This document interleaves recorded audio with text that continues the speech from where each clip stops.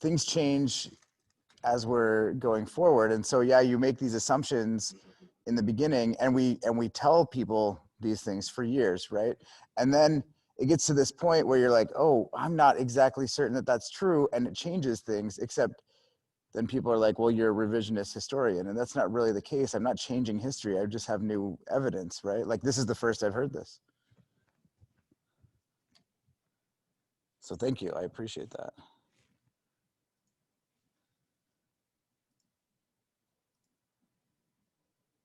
Okay. All right, I apologize about getting in here a little late. My daughter bought new white shoes this weekend, and they were already scuffed before she went to school this morning. So we were trying to get those taken care of anyway. It's a whole thing.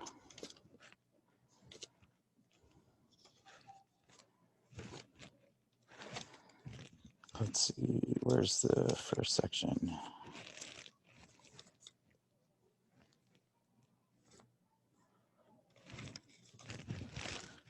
There's section 3. Okay. So we are going to go over, we're going to review today. Now, if you want to come on Wednesday and review further, that's totally fine. I don't have any problem with that. It'll be this exact same review. So we'll be going over the exact same stuff. But I'm more than happy to have you both days if you'd like.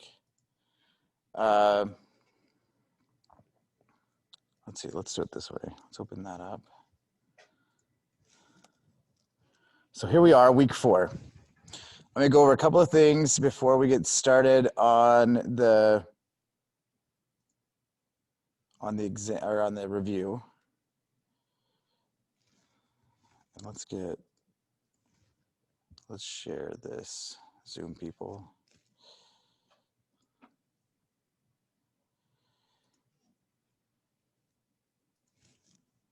Yeah, we're gonna share that one. Okay. So here we are, week 4. Unit 1, this is the exam here under week 4, the week 4 module, or it'll be in quizzes as well if you needed to get to it. It will be open. Let me just make sure that it's open Wednesday.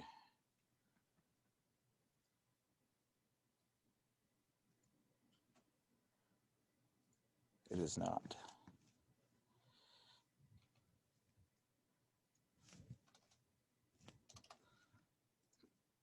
Okay, now it is. So it'll be open Wednesday at 9 a.m. and it will be due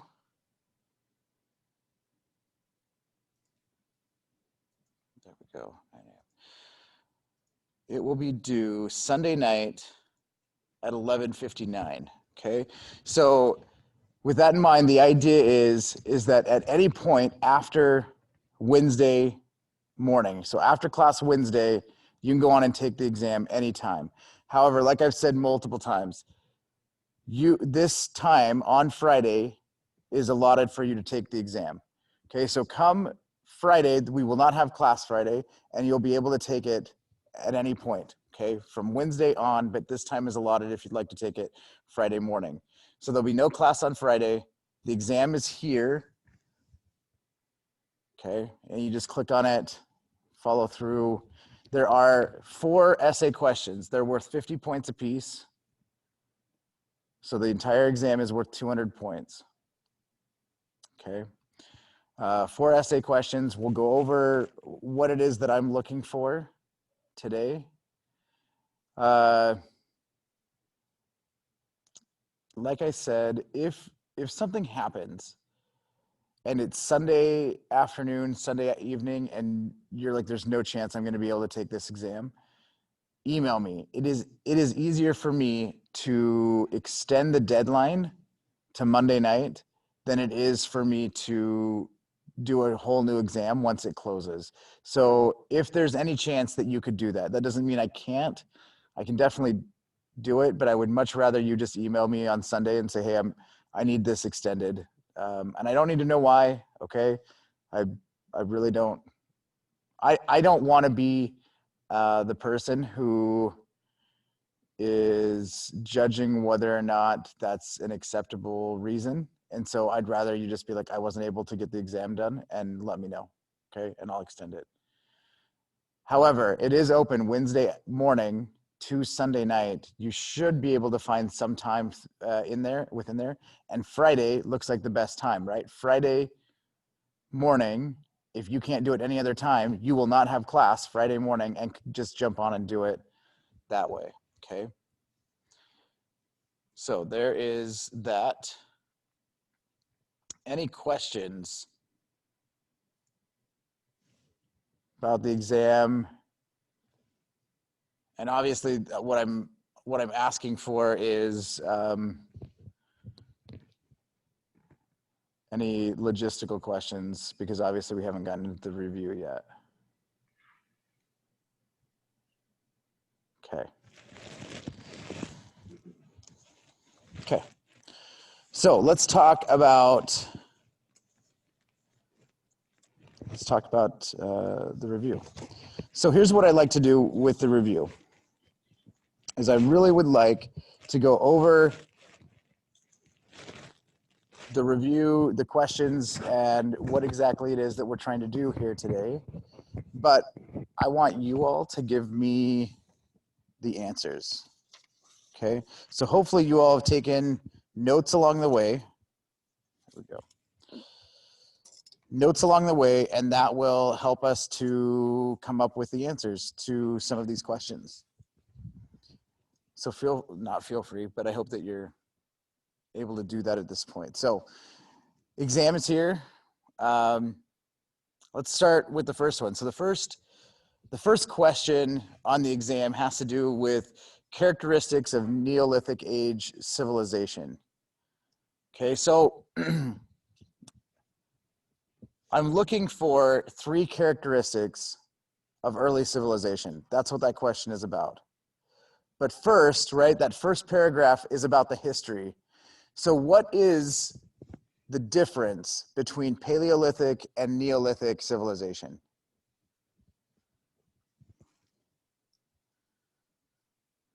So if you were answering a question, you would have to give that first paragraph. You'd need to explain what? What are we explaining so that you can answer the question in the second paragraph?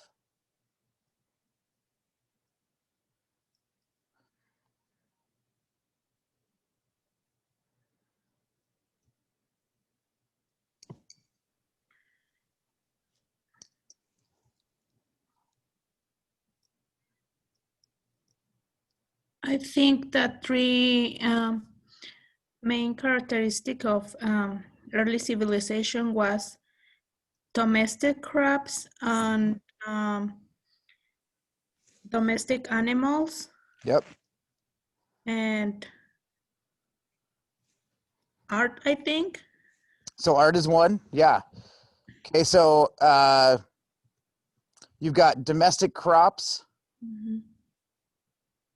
domestic animals, stone tools you could use, a lifestyle change from hunting and gathering to agricultural settlements, art, which would include megaliths, pottery.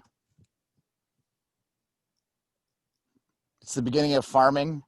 So those are all characteristics of Neolithic civilization. So if you were answering the question, that would be that second paragraph, right? The first paragraph would be what?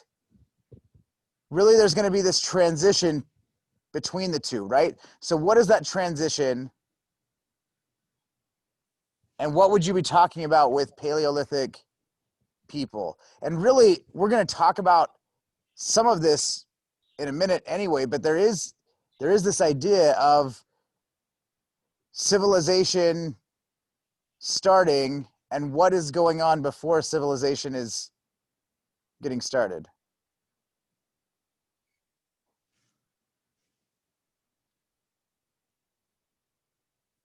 Okay, so in a question like this, you're going to want to answer, you're going to want to start with that in the Paleolithic era, people are hunting and gathering. They're nomadic. There isn't civilization really, right? You're talking about, we talked about these family groups that are traveling back and forth in a nomadic sense, right? And so you're going to explain that in that first paragraph. Here's what I'm seeing. Hunting and gathering societies, usually familial, smaller groups, and they're nomadic, right? That's what you should be talking about. And then in the second paragraph, you're going to say, obviously things changed, and here is the transition or the characteristics of Neolithic age. And I want you to provide just 3. We just talked about, what, 6 here? But I want you to provide 3 of those and then explain why they're significant. So tell me, why are they significant? Why is domesticated crops significant? What is the significance of that, Thomas? Well, with domesticated crops, you can support a larger population. Yep. I mean, it goes from, what is it, just feeding the base family to actually supporting townships? Yes, exactly. Okay, so larger populations because you got domesticated crops. What's another? Let's go domesticated animals. What's the significance of domesticated animals?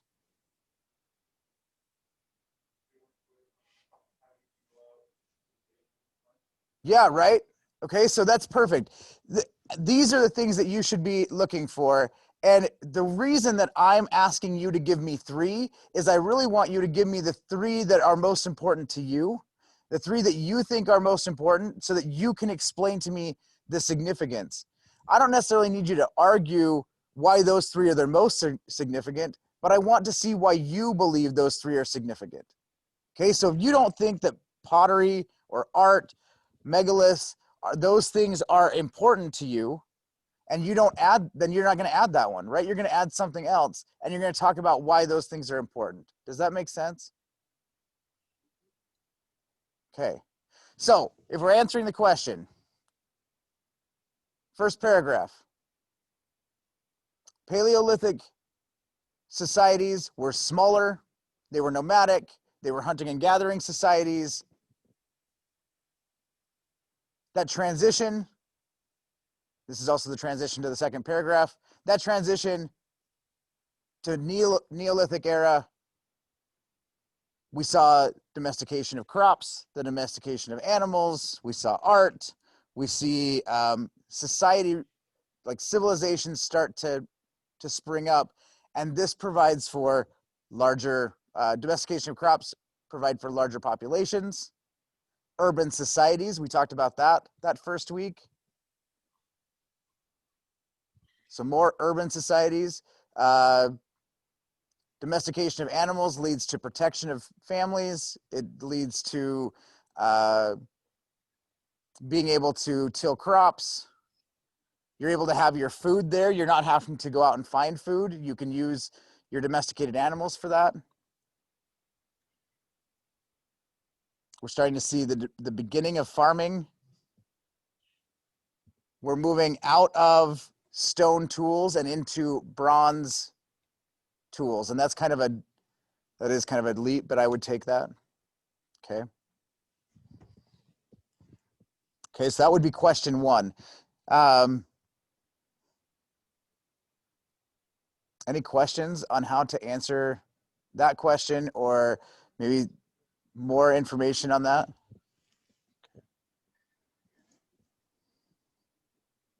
And remember, you can use your books, your notes, anything that you're doing today, you can use on the exam. Okay, it really, that third paragraph, I can't stress this enough, that third paragraph is really the most important thing to me. I want you to be able to answer the question, but you should have the answers because I'm giving them to you, but also because you've done the reading, you've come to class, you've taken notes, like you know these things. Why are those pieces important? And that's that third paragraph, is the analysis piece, okay?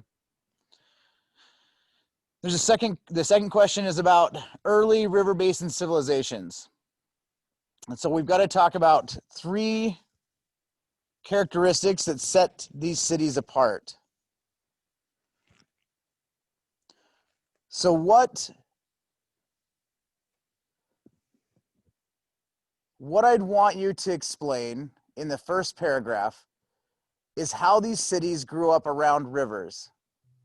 The importance of rivers, or the importance of water or waterways to these early civilizations. Okay, and we talked about this. This would have been, I think this would have been the first week or maybe second week. We would have talked about the importance of rivers and why they're building up, right? So within the first paragraph and into the second paragraph, you're going to want to talk about trade. You're going to want to talk about the water that the flooding that happens. Almost every one of these civilizations, we see the flooding that takes place, which then brings new silt so that you can have better crops, right?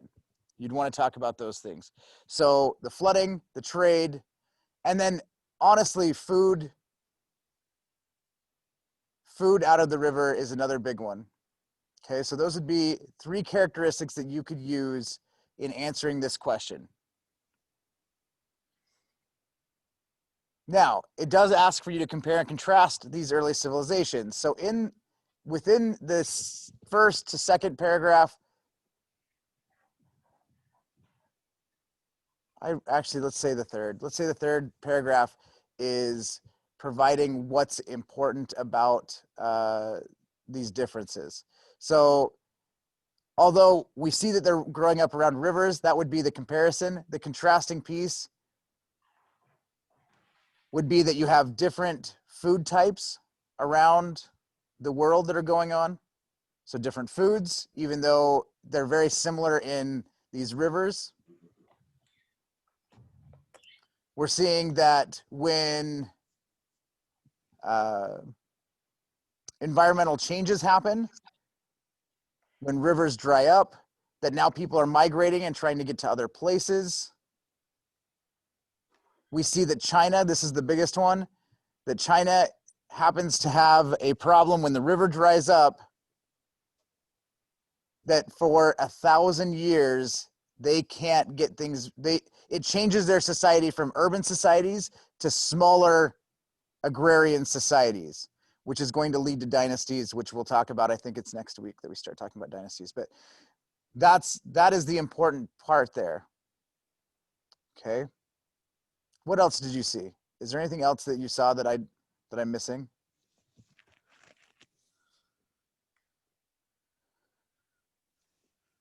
Can we get into specifics, like talking about the Tigris versus the Nile and how it shaped the cities, with like the Nile being more stable?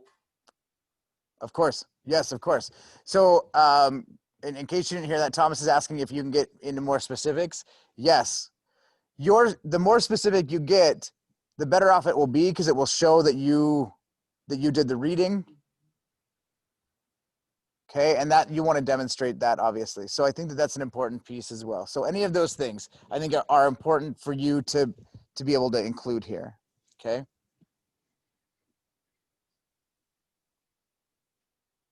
Okay.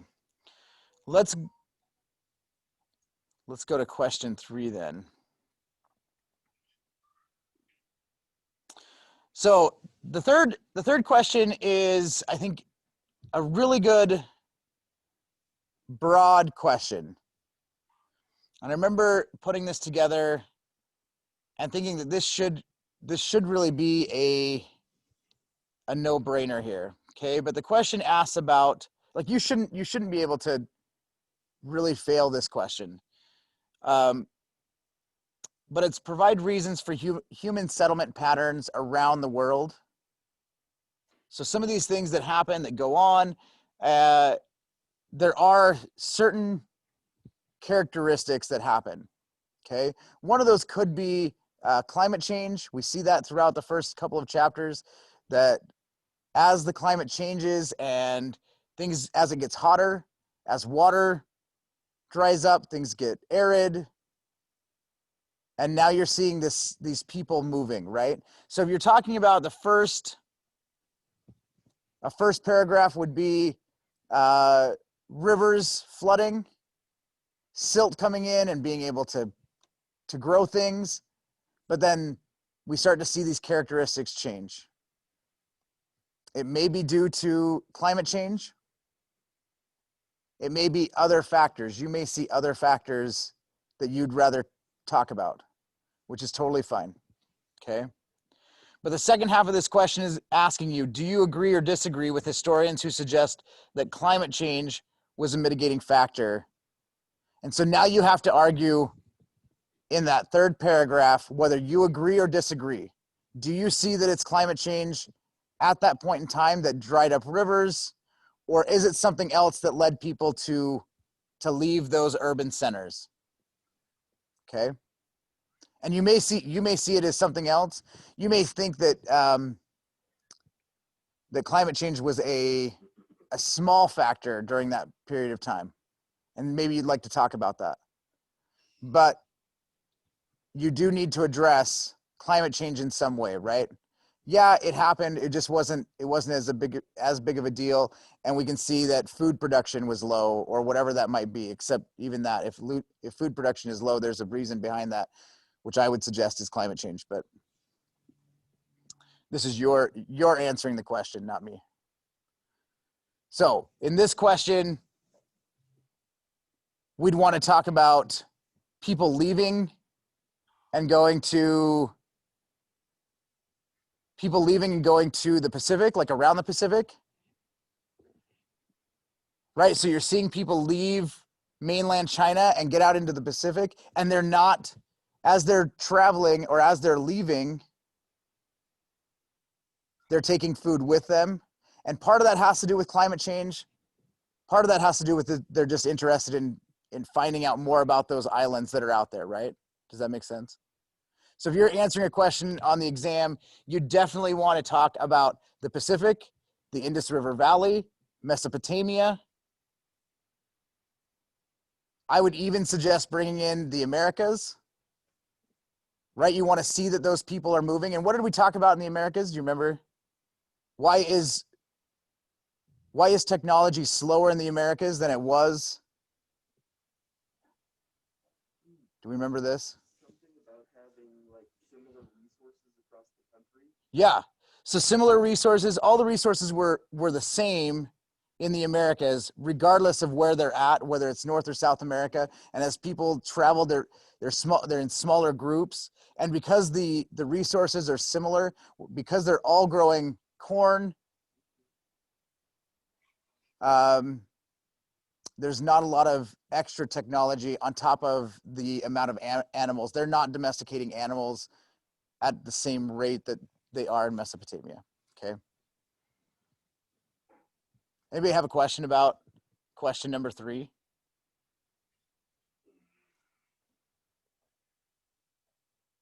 Okay, do you feel confident in being able to answer that question? Let's go to question 4 then. Question 4 is the differences between Indo-European migration and Austronesian migration. So we're talking about the migration between people in the mainland and those who are migrating out of mainland China to the Pacific. Specifically, we're talking about the migration once they get out of China, right? Out of Asia, after they get out of Asia, and now we're into the Pacific. What does that migration look like? What are they domesticating? Right? What crops are they domesticating, and what animals are they domesticating? Does anybody remember what are the animals that they're domesticating in the Pacific? There's only one. Pig. Pigs, right? Yeah, pigs are that one. And not only are they domesticating those pigs, but they're taking them to these other islands as they go out, right?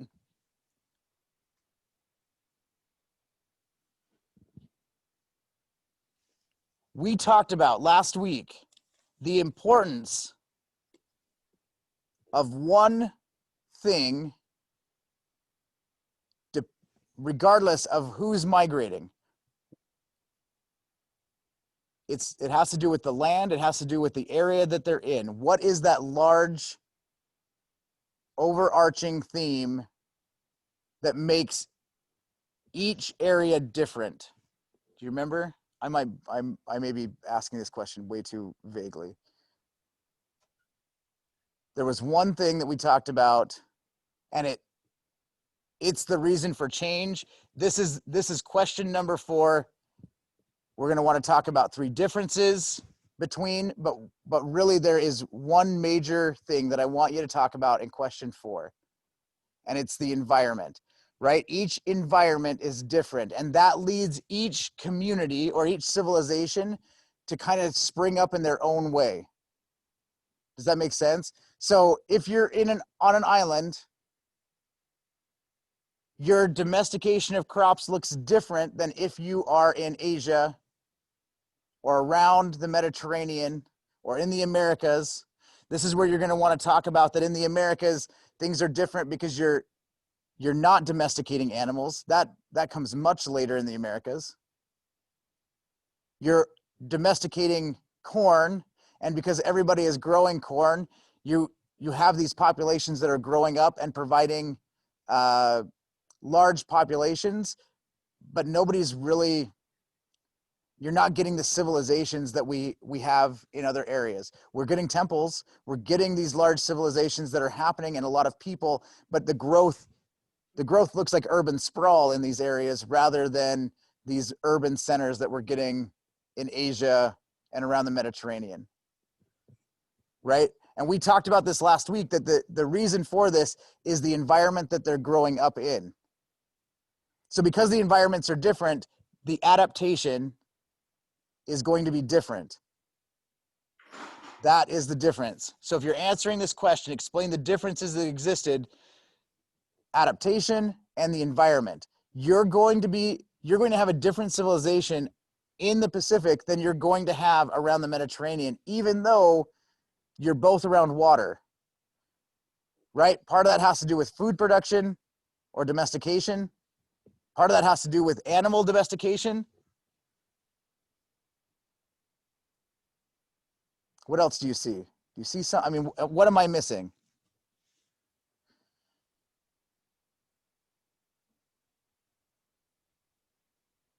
Anything?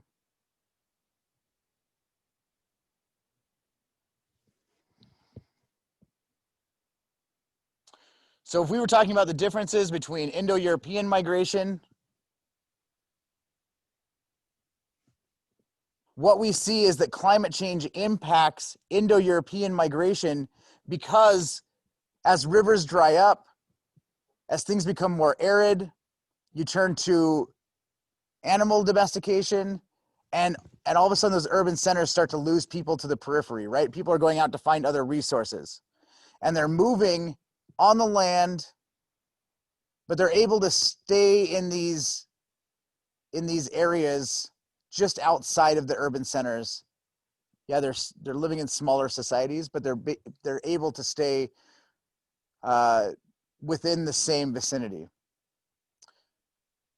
In the Pacific, people are migrating to islands. They're finding new resources, and they're able to take those resources back to the other islands in trade, right? Because you're getting 100 to 1,000 years of building up of a civilization, and then they're migrating somewhere else, right? We saw that in the map last week. You see this migration that is happening roughly every 1,000 years to a new place where they're building up a new civilization. Climate change doesn't impact them in the same way. And part of that is their domestication of crops, right? They've got the 3 different domestication of crops. We're starting to see, you're seeing dryland crops, irrigated crops, And then tree crops, which provide breadfruit, coconut, right? Those things in the Pacific. That's what we're seeing there. In the Americas, it's corn. In Indo-Europe, in the Indo-European civilizations, you're seeing rice, barley, a lot of dry crops. Rice is not dry, but barley, wheat. Okay. Does that help? Do you have any questions on a specific question, how to answer one? In this, I would explain the importance of adaptation and the environment as the significance. That's the significant piece, right? Question 4, the significance is adaptation and environment. How does the environment play a part in these civilizations separately? Now, understand that you don't have to answer the question in just 3 paragraphs. You can use 4 or 5 paragraphs. Know that it's timed at 90 minutes. And so I would suggest, if it were me, you have 2 attempts. I would get in, I would copy the questions and paste them into a Word document, spend as much time as you want working on them, and then go back in on your second attempt and copy and paste your answers. That's the way I would do it. You can do it however you want. If you want to just get in and take it and take the points, that's fine. Or if you want to take some time, you can do it that way as well. Several years ago, I set it up with 2 attempts with the idea that if you got a C, that you could go back on and take it for a better grade.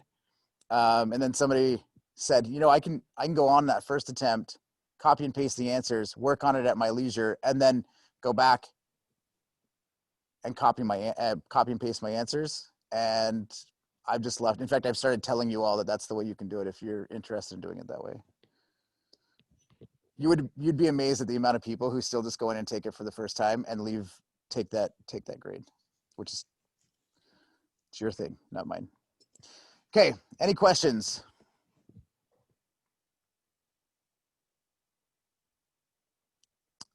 $8 a.m. on Monday is rough, right? It's rough. You all should just get on Zoom. I could just speak to the Zoom people because see, they're doing this in their pajamas. All right. You all are free to go if that's the case. Exam opens Wednesday at 9 a.m. and you've got till Sunday night at midnight. If you have any questions or between here and there, you want to discuss any of these topics with me, feel free to stop by my office, give me a call, email me, or show up on Wednesday. We'll do this again on Wednesday with the other half of the class. And then if you're just not sure about things, or if you get home and you're like, man, there was that one thing, I wonder what that is, come back on Wednesday and we can talk about it then too. Okay. Okay. You're all free to go.